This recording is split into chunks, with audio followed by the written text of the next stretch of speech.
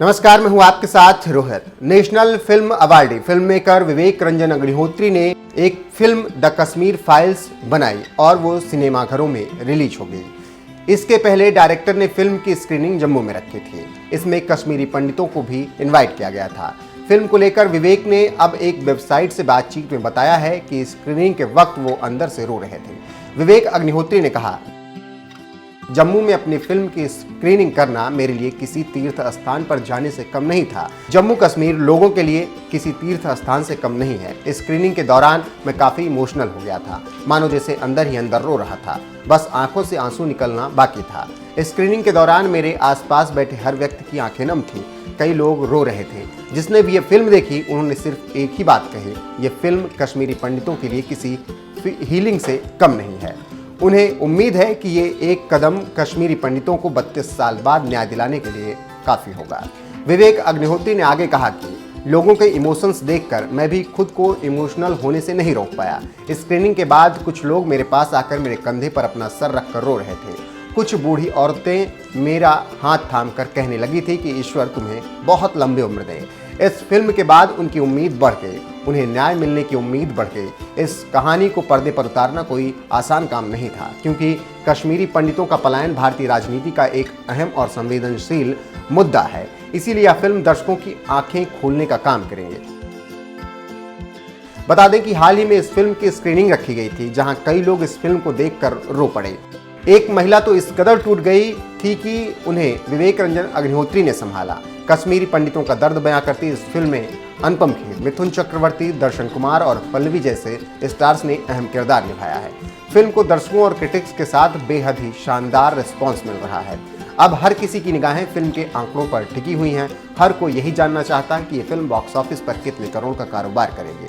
वैसे आपका इस खबर पर क्या कुछ कहना है, हमें कमेंट कर जरूर बताएं। साथ ही अगर आपने द कश्मीर फाइल्स देख ली है तो अपने अनुभव जरूर साझा करें। सर, पहले तो ये कहना चाहूँगा कि इतनी फिल्मों का हिस्सा रहने के बाद इतनी कामयाब फिल्म में काम करने का ये फिल्म जरूर आपके लिए खास होगा और सबसे खास होगा, क्योंकि ये रियल लाइफ से कनेक्ट करता है आपको। मैं पिछले 10 साल से मैंने काम कम कर दिया था, बिकॉज मैं पहले तो इसी वजह से 522 फिल्में कर चुका हूँ, इतनी फिल्में की हैं। तो मैं ये फिल्म बाकी फिल्मों की तरह ज़रा ज़्यादा फोकस है और ख़ासकर ये तो मेरे दिल के बहुत करीब है, क्योंकि ये कश्मीरी पंडितों की त्रासदी है, उनकी ट्रेजेडी की कहानी है और इसको पर्दे पर लाना कला का भी उसमें हाथ था और मतलब क्राफ्ट का भी काम था एज एन एक्टर, और दिल के जितने भी टुकड़े हो सकते थे उनको भी लोगों तक पहुंचाना बहुत ज़रूरी था। ये इस ट्रेजेडी का जो 400,000 लोगों को या 4 लाख 5 लाख लोगों को 19 जनवरी 1990 को अपने घरों से निकलना पड़ा और पिछले 32 साल से उनको कोई न्याय नहीं मिला है, तो कभी कभी उस ट्रेजेडी को देखकर पर्दे पर एक थोड़ा सा मरहम का काम होता है। वो जो उनके साथ हुआ वो तो वापस नहीं आ सकता। जिनके अपने लोग चले गए, जिन औरतों का रेप हुआ, जिन लोगों का मर्डर हुआ या जिनको घर से निकाल दिया गया, वो तो वापस नहीं आ सकता है। लेकिन उनकी ट्रेजेडी जो है वो लोगों तक पहुंचेगी, इससे थोड़ा सा लगता है कि चलो हमारे साथ कोई हमदर्दी दिखाने वाला होगा। फिल्म के जो निर्देशक है हमेशा कुछ अलग करने की कोशिश करते हैं। पहले भी जो फिल्म बनाई थी वो भी अलग थी, ये भी अलग है। क्या कहना चाहेंगे, कितना बड़ा एक रिस्क फैक्टर इन्वॉल्व होता है जब कुछ अलग करने का? मुझे विवेक की फिल्म ताशकंद फाइल्स बहुत अच्छी लगी थी। बुद्धा इन ट्रैफिक जैम में मैंने खुद भी काम किया था। कभी कभी अपनी कॉलिंग मिल जाती है, आपको लगता है कि अब ये मैं बनाना चाहता हूँ, ये मुद्दे से जुड़ी हुई फिल्में मैं उनमें काम करना, उन पर पिक्चर बनाना चाहता हूँ। I think Vivek Ranjan Agnihotri has got his calling, he has found his niche, he's found his truth, and that's very very very powerful.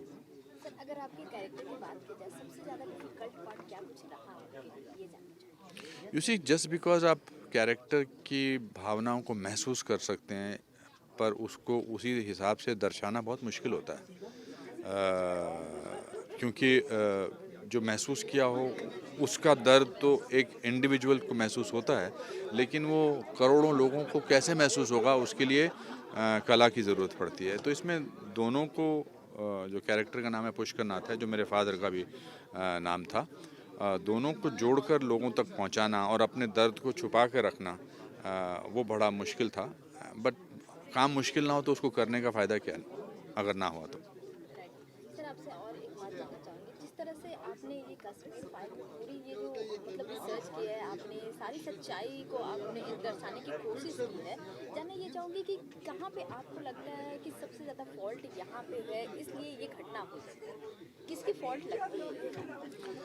कभी कभी सच्चाई को दिखाने में एज इट इज़ उसमें किसका फॉल्ट रहा, किसकी परेशानी थी, वो लोगों को डिसाइड करना चाहिए। हम तो कहानी के पात्र हैं और हमने कहानी को दिखा दिया। पूरी दुनिया जानती है कि इसके किसके terrorism is the biggest enemy of human beings, of human kind, of world today. और यही टेररिज्म का ये जो थे ये शिकार हुए ये कश्मीरी पंडित। एक वरना कश्मीर जो है वो उसका कश्यप, ऋषि कश्यप के नाम से उस पर रखा गया है और धीरे धीरे धीरे धीरे करके सब लोग वहाँ से निकाल दिए गए हैं। तो आई थिंक टेररिज्म ने हर किस्म के इंसान को, हर किस्म के धर्म को नुकसान पहुंचाया है, न केवल पंडितों को, ब्राह्मणों को या हिंदुओं को, पर उसमें मुसलमान को भी काफ़ी टेररिज्म के शिकार हुए हैं, काफ़ी उनकी भी जानें गई हैं। सरदारों को अभी भी कश्मीर में कितने लोगों ने मुसलमानों को ही मारा है, कितने सरदारों की रिसेंटली हत्या की गई है। तो biggest enemy of today's world is terrorism. नमस्कार। Thank you. सबसे पहले मैं आपको बताना चाहूँगी कि आपका अभी हमने 20 मिनट का वीडियो दिखाया है, बहुत ही दिल को छू जाने वाली लगी और जिस तरह की ये स्टोरी है, जिस तरह से ये हमारे हिस्ट्री में हुआ, द कश्मीर फाइल आप लेकर आ रहे हैं, सबसे पहले क्या ऑडियंस को बोलना चाहेंगे? मैं सिर्फ अपने दर्शकों से यही कहना चाहूँगा कि ये यथार्थ है, बहुत ही सत्य है और ये जो कड़वा सच है ये लोगों तक ज़रूर पहुँचना चाहिए। और ये विवेक अग्निहोत्री साहब ने जो ये जो बीड़ा उठाया है वो बहुत ही काबिल तारीफ़ है। You know he deserves all the credit to bring this story out. बहुत ही बढ़िया बात है और देखिए ये बहुत ही मार्मिक है, बहुत ही दारुण है। इतनी इमोशनल कहानी है ये कि जो सत्य है।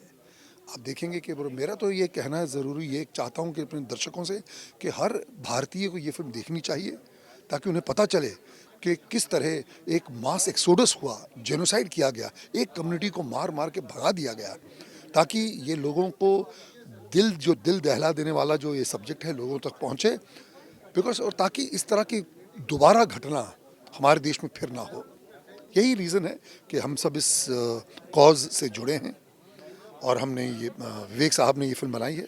बहुत ही काबिल तारीफ, बहुत ही बढ़िया फिल्म बनाई है। जिस तरह से आपने कहा कि ये कड़वा सच है, सो कहाँ आपको लगता है किसकी गलती है, क्या कोई फॉल्ट है जिस तरह से ये स्टोरी बन? देखिए आप जब फिल्म देखेंगे आप रियलाइज़ करेंगे कि किसने, देखिए जो जेनोसाइड हुआ, जो मास एक्सोडस, जो आप देखेंगे जो एक कम्युनिटी को जो प्रोसिक्यूट किया गया, ये पहली बार नहीं हुआ है। ज्यूस के साथ हुआ हमारे देश में। आप देखिए पार्टीशन से पहले, बिकॉज मेरे जो पिताजी थे, मेरे जो दादाजी थे, वो रावलपिंडी के थे, सियालकोट के थे, पेशावर के थे, तो किस तरह वे रातों रात उनको एक भाई देश आज़ाद हुआ, पार्टीशन हुआ तो उन्हें पाकिस्तान छोड़कर, जो हमारा जो हिंदुस्तान था वो वेस्टर्न पंजाब था, उसे छोड़ के वहाँ आना पड़ा। तो मैंने तो कहानी सुनी थी यार, कितना मतलब एक कपड़ों में सब कुछ, घर बार हर चीज़ छोड़ के वो आ गए थे। तो एक डिस्प्लेस हो गए थे। उसके बाद में फिर 1990 के दशक में पता चला कश्मीरी पंडितों को, हिंदुओं को मार मार के बाहर निकाला जा रहा है, जस्ट बिकॉज आप एक कम्युनिटी को बिलोंग करते हैं और उस पर कोई आवाज़ नहीं उठा रहा। आप देखेंगे क्या क्या हुआ।